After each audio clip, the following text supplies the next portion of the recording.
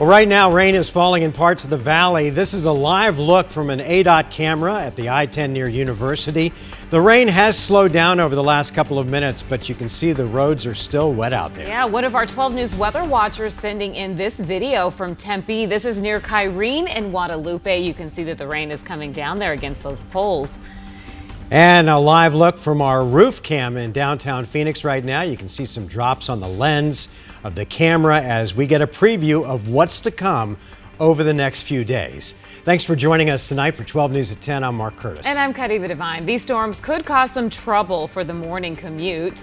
Let's get right to meteorologist Lindsay Riley. And Lindsay, what are we expecting tonight and as we head into tomorrow? Well, the coverage of showers and storms will begin to rise during the overnight. So for the morning drive, we will have more wet roadways. Here's how it pans out overnight. Notice our chances going up between 6 and 10 tomorrow. We get a little bit of a lull between noon and 4, and then the coverage of showers and storms goes up again tomorrow evening. Now, we will have some thunderstorms in the mix as well, and because we have a lot of cold air aloft, we could even see some hail within these thunderstorms. Now, Flagstaff, it's going to be a bit more unsettled, not as many lulls in the precipitation, but tomorrow it falls mostly as rain. The colder air arrives tomorrow night up in the Flagstaff area, and that's when we'll see a transition over to snow.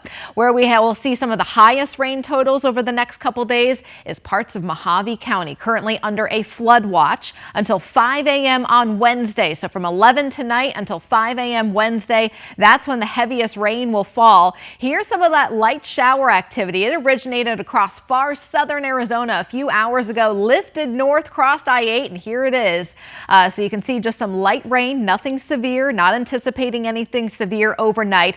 The main storm system still over California. This is going to continue to push inland, and so that's why our coverage will be going up overnight. But it's not the only place in Phoenix that we're seeing rain. You can see some of those showers out toward the Colorado River, western Arizona. And so again, coverage increasing over the next few hours, and we'll continue to monitor that, and we'll have a closer look at your hour-by-hour forecast coming up in just a few minutes. Mark? All right, Linz, thanks.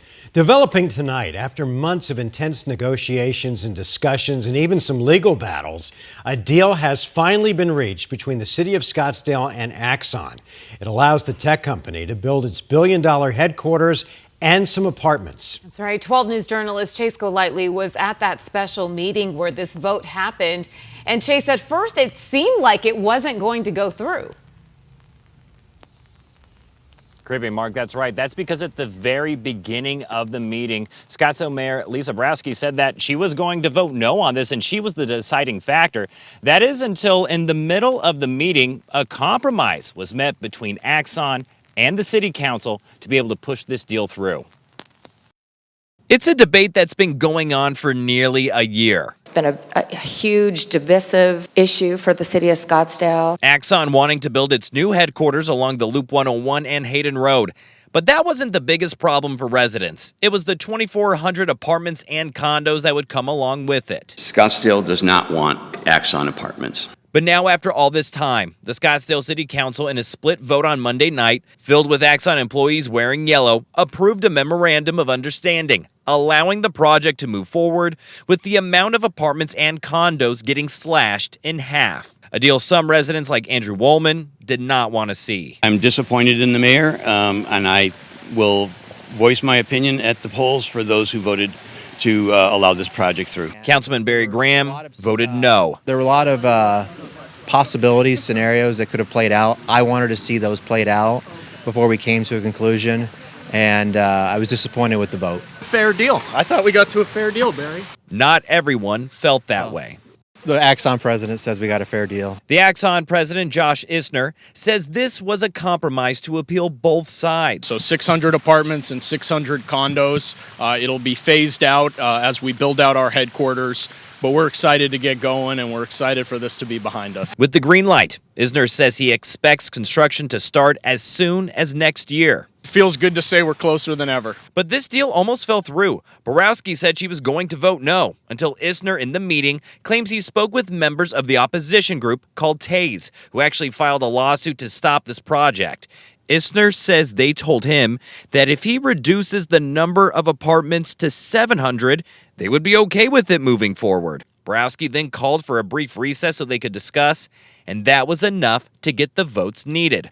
However, the chairman for Taste, Bob Littlefield, says he was never contacted by Axon about this compromise. So no, I'm not in agreement whatsoever. And Littlefield told me that original lawsuit that was filed is still moving forward. There's a hearing in the next couple weeks. When I asked him about tonight's vote, he said that he will be meeting with other representatives of Taze to determine if they will also consider legal action in tonight's vote. We're live in Scottsdale. Chase Golightly, 12 News. All right, Chase, thank you. New at 10, the City of Mesa officially swore in District 2 Council member Dorian Taylor at a special meeting tonight. Taylor replaces former Councilwoman Julie Spilsbury, who lost a recall election earlier this month. Taylor has been a Mesa resident for 20 years and says that she ran in part because of concerns over utility rate increases. In tonight's meeting, she was the only no vote to plan to raise water rates.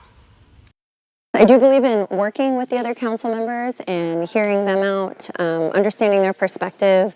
I may be voting with them on future things and vice versa, but in this particular case with the utility rates, it was a pretty strong vocal opinion from my district that they are not interested in having that increase. So I needed to respect them and be firm in my vote. Taylor's race drew some national attention, including from conservative organizations like Turning Point USA and the Free Enterprise Club, which both helped her campaign. Taylor's term runs through January of 2029. A Valley man will spend 20 years in prison for a crash that killed a 4-year-old girl in Queen Creek last June. 34-year-old Jason Sanchez was sentenced today after being found guilty of second-degree murder. Police say Sanchez was driving drunk near Power Road and Hunt Highway. Officers believe he was going roughly 25 miles an hour over the speed limit when he rear-ended a minivan the little girl was riding in. Her name has not been released. Also in Queen Creek today, multiple students were stung by bees during a fire drill. Police say that 4 people were treated at the scene, but thankfully nobody was seriously injured. 12 News journalist Bianca Bono talked to students and the bee removal company that responded to this chaotic scene.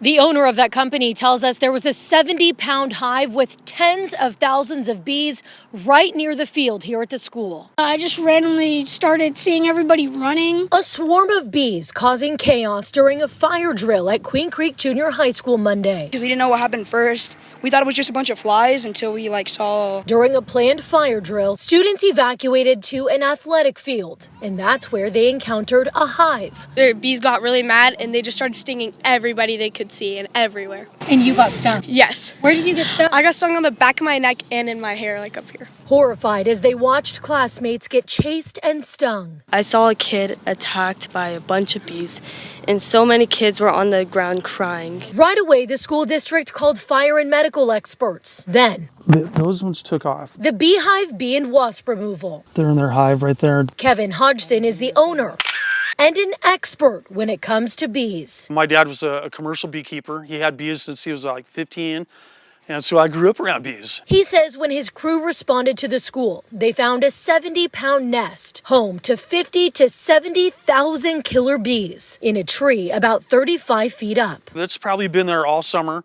Probably moved in earlier this year, and there's never got noticed. Queen Creek officials say 41 people were in the immediate area of the incident, and 4 of them were treated for stings. The bees, when they get angry, the killer bees, they will just swarm like an unbelievable amount of bees will come after you. They were able to successfully clean out and remove the hive, advising people to stay away from the area for a few hours.